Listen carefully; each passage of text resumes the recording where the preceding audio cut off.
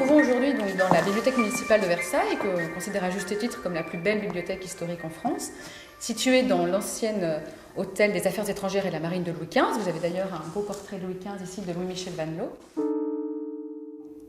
Et c'est un lieu chargé d'histoire puisque la politique de la France s'est faite dans cette galerie et le traité de l'indépendance américaine s'est préparé dans cette galerie.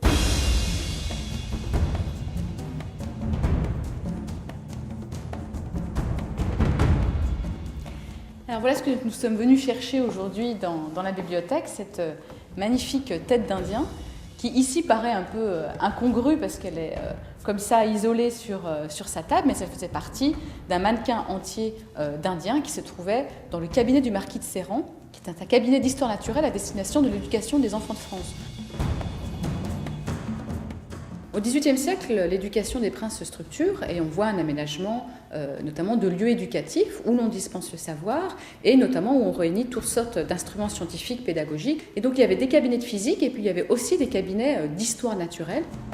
Dans ce cabinet d'histoire naturelle, il y avait notamment une salle qui nous intéresse plus particulièrement ici, qui était donc dévouée aux divinités et aux habillements des peuples différents. Et les Indiens ont toujours fasciné la France, parce que quand Jacques Cartier a découvert le Canada, on a déjà eu des motifs de représentation d'Indiens, soit sur des reliures, soit bon, bien sûr dans des livres.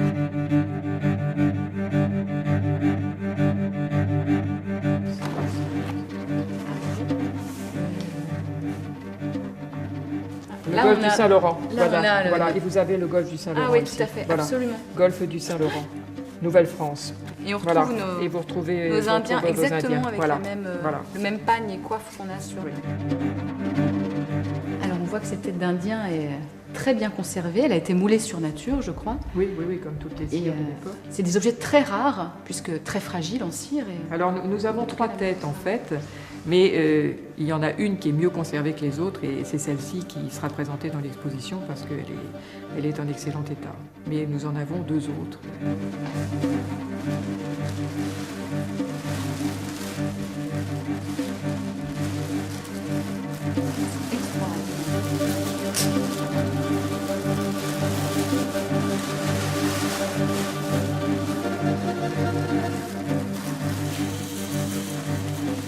Ce sont des Indiens et celui-ci était vraisemblablement sur le mannequin qui était habillé dans une des vitrines de la bibliothèque. Voilà, les Indiens de la bibliothèque.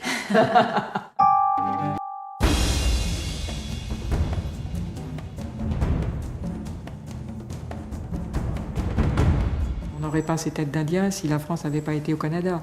Donc, en rapport avec le secrétariat d'État à la Marine qui est ici, c'est important aussi parce que c'est le monde qui est dans ce bâtiment. Hein. C'est le monde à la fois diplomatique, mais c'est aussi le monde qui navigue, la France qui va à l'extérieur et qui découvre le monde.